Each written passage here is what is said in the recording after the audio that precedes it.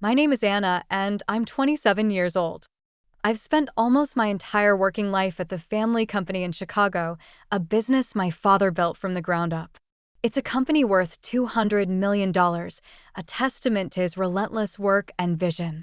Growing up, I watched my father dedicate countless hours to the business, working late into the night and making sacrifices to ensure its success. He wasn't just a businessman, he was a pioneer who believed in the value of hard work and dedication.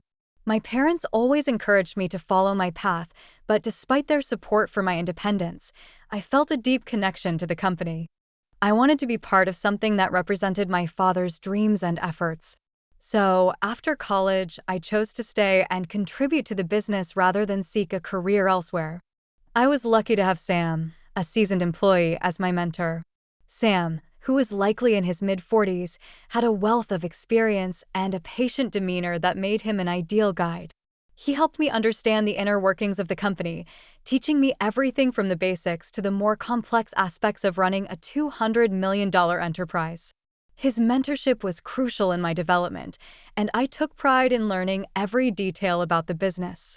My older brother, Jake, 29, had a different vision. He pursued a college education in management and always saw himself as the future president of the company. Jake's approach was less about dedication and more about entitlement. He viewed the company as his ticket to a life of luxury, and his lifestyle reflected this attitude: expensive tastes and a love for the high life. Jake married Lisa, a woman in her late 20s who shared his appreciation for opulence. Their home was a showcase of their wealth, and they were often seen at high-profile events, embodying the image of future success they aspired to. Our father's sudden passing was a shock to everyone. It was especially hard for me as I had to cope with both the loss of my father and the responsibility of taking over the company. When the day of the will reading arrived, Jake and Lisa were away on vacation, enjoying their luxurious lifestyle while we dealt with the aftermath of our father's death. They returned just in time for the reading of the will. The atmosphere in the room was thick with anticipation. We gathered in the conference room, and Mr. Stevens, the family lawyer, prepared to read the will. Jake and Lisa arrived with an air of casual superiority, seemingly expecting the will to confirm Jake's ascension as the new president. Mr. Stevens began reading the will, and my heart pounded as I awaited the outcome.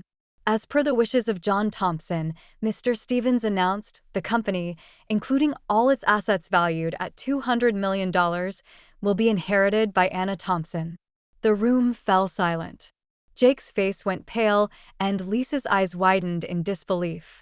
The reality of the situation had hit hard, and the room seemed to hold its breath as Jake and Lisa absorbed the news. "This can't be right," Jake finally said, his voice shaky. "I'm supposed to be the president. I've been preparing for this my entire life." Mr. Stevens remained calm. "The will is legally binding, Mr. Thompson. Your father's wishes were clear." Jake's disbelief turned into anger. My father must have been mistaken. How could he leave everything to Anna? She's never been involved in the high-level decisions. Lisa, standing by Jake's side, added angrily, "Anna, she's just a low-level employee compared to Jake. This isn't fair." The employees, including Sam, who had been quietly observing, exchanged knowing glances. They had seen my dedication and hard work over the years. Sam stepped forward to support me. "Anna has been here every day, learning and working alongside us. She's shown genuine commitment to the company. This decision reflects her true contributions and potential." Jake's anger flared. "This is ridiculous. I should be the one leading this company. It's my birthright." Lisa, clearly upset, added, "We should contest this will. This isn't right, and we won't accept it." Despite their protests, the will was clear. My father's decision was made, and it was now up to me to step into the role of president. The weight of this responsibility was heavy, but I was determined to honor my father's legacy and prove myself worthy of the trust he had placed in me. In the days that followed, I prepared to take on my new role while grappling with the emotional impact of losing my father. I had no idea that this was only the beginning of a challenging journey. The events that were about to unfold would reveal the true nature of those around me and test my resolve in ways I had never imagined. The days following the reading of the will were a whirlwind. Jake and Lisa's protests did little to change the situation. Despite their anger and disbelief, the will was legally binding, and I was officially named the president of the company. Jake, now ousted from his position, had to come to terms with the new reality. He and Lisa were forced to sell their mansion, a symbol of their extravagant lifestyle, to manage their finances. Watching Jake and Lisa's struggle was surreal. They had lived in such luxury, and now they were facing the harsh realities of their choices. Jake's arrogance had always shielded him from the real world, and Lisa's dependence on their high status left them both unprepared for the sudden shift. With no real skills or experience outside of their former life, Jake took a part-time job at a convenience store while Lisa found work as a cashier at a supermarket. It was a stark contrast to their previous life, and their pride made the transition even harder. As for me, I was determined to prove myself. The transition wasn't easy, but I knew it was essential to keep the company on track. With Sam's guidance, I began to familiarize myself with the intricate details of running a $200 million enterprise. Sam continued to be an invaluable mentor, helping me navigate the complexities of the business and the challenges that came with my new role. The company, despite its success, was not without its issues. There were long-standing problems and areas for improvement that needed immediate attention. I spent countless hours reviewing financial reports, meeting with department heads, and making decisions that would impact the future of the business. The weight of responsibility was heavy, but I was committed to honoring my father's legacy. One of the first things I did was address the concerns of the employees. They had been with the company through thick and thin, and their support was crucial. I called a meeting to reassure them of my commitment to the company and to listen to their feedback. "Thank you all for coming," I began, trying to keep my voice steady. "I know the past few weeks have been difficult, and I want you to know that I'm here to support the company and all of you. My father's vision was for this company to thrive, and I intend to see that vision fulfilled." The employees seemed receptive, and Sam gave me a reassuring nod. Their support was something I valued deeply, and I made it a point to foster a positive working environment. I wanted to create a culture where hard work and dedication were recognized and rewarded. Despite my efforts, Jake and Lisa's presence lingered in my mind. Their situation was a stark reminder of the consequences of entitlement and arrogance. I had always believed in earning one's place through hard work and respect for others, and the contrast between my approach and Jake's became even more apparent. Jake had always felt that the company was his by right, while I had worked tirelessly to understand and contribute to its success. One day, as I was going through some old documents, I found a letter from my father. It was a note of encouragement and advice written shortly before his passing. In it, he spoke about the values he hoped I would carry forward: integrity, dedication, and respect. Reading his words gave me strength and reminded me of the responsibility I had inherited. The letter ended with a simple message: "Anna, remember that true leadership comes from within. It's not about what you're given, but what you choose to do with it. Lead with your heart and honor the legacy we've built together." I kept the letter in a frame on my desk as a daily reminder of my father's words. Each decision I made and each challenge I faced was guided by his advice. I wanted to lead in a way that would make him proud and uphold the values he had instilled in me. As time went on, the company began to show signs of recovery and growth. The efforts I had put in started to pay off, and the unity among the employees strengthened. The transition was far from easy, but with perseverance and a focus on genuine effort, I was beginning to see the fruits of my labor. However, the shadow of Jake and Lisa's downfall remained. I knew that their story was a cautionary tale of what happens when entitlement outweighs hard work.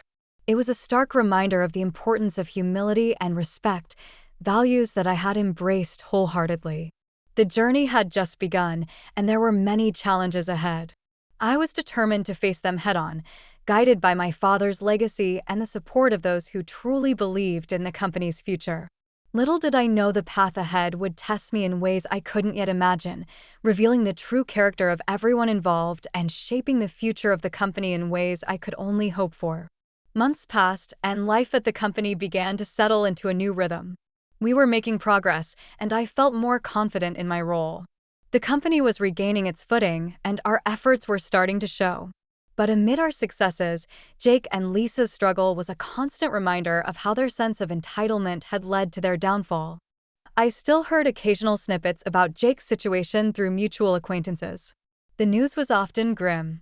Jake's job at the convenience store was menial compared to the high status he once enjoyed.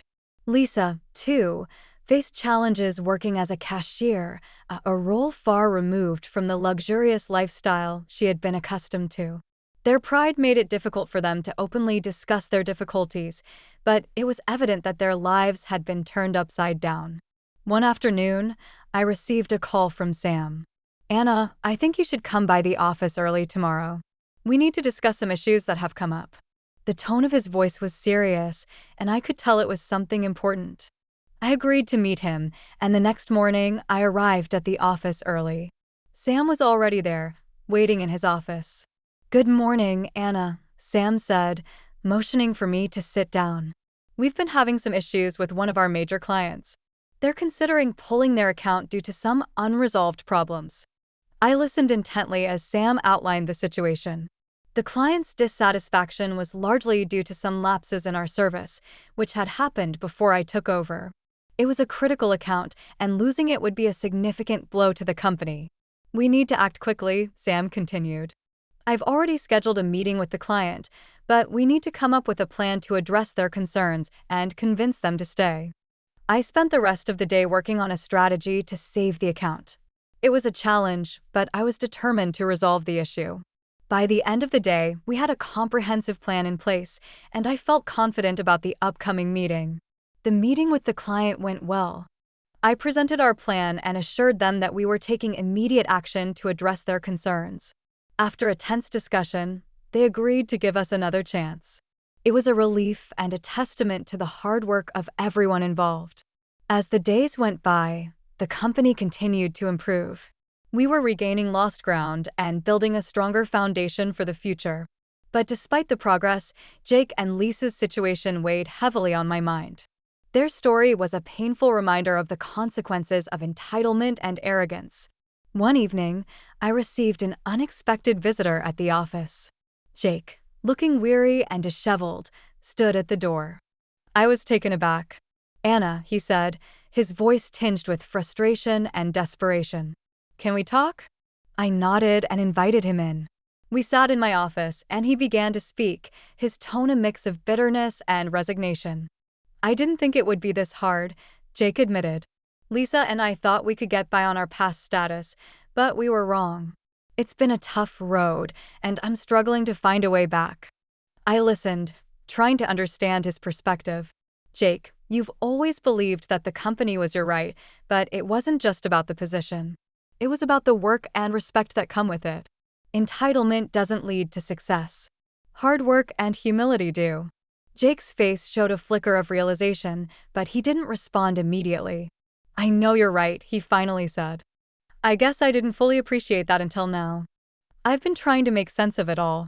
We talked for a while longer. It was a difficult conversation, but it was clear that Jake was beginning to understand the importance of the values I had embraced. His journey was far from over, but perhaps there was a chance for him to rebuild, not just his life, but his understanding of what true success meant.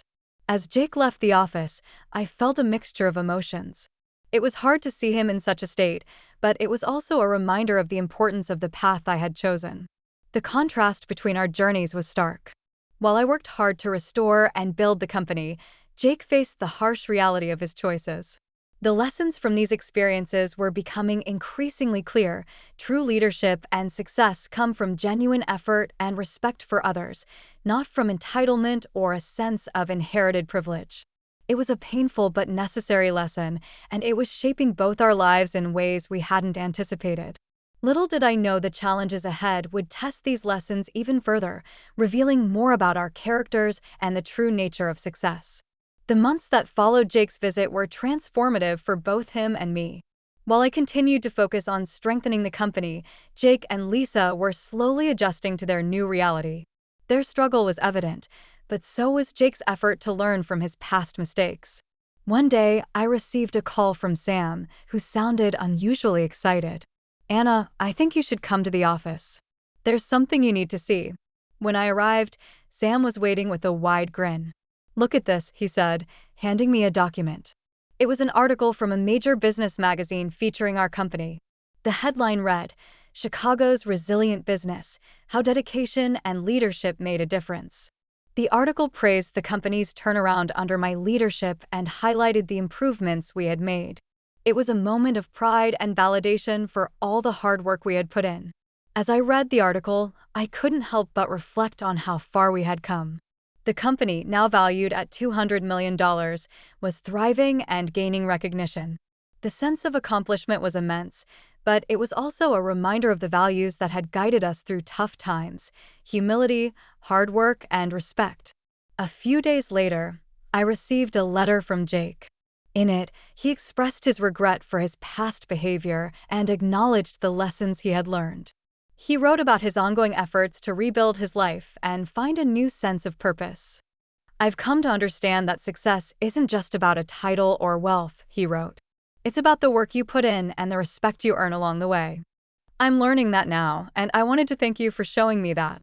The letter was heartfelt, and it was clear that Jake was making an effort to change his perspective. It wasn't an easy road for him, but the acknowledgement of his mistakes and his willingness to learn were significant steps in the right direction. Life at the company continued to be fulfilling. With the support of Sam and the rest of the team, we created a strong, cohesive environment where everyone felt valued. The challenges we faced only strengthened our resolve and deepened our commitment to the values we believed in. Jake and Lisa's story was a poignant reminder of how entitlement and arrogance could lead to hardship, while genuine effort and humility paved the way to true success. Our paths had diverged significantly, but the lessons learned were invaluable. As I looked out from my office window, reflecting on the journey we had been through, I felt a deep sense of satisfaction. The company was thriving, my efforts had paid off, and the values of hard work and respect had guided us to success. Jake's journey was still unfolding, and while he faced his challenges, it was clear that he was on a path of growth. Our stories were intertwined by the lessons we had learned and the contrasts that had shaped our lives. In the end, the true measure of success was not in the inheritance or the titles we held, but in the character we built and the impact we made. The story of our family and the company was a testament to the power of hard work, humility, and genuine leadership.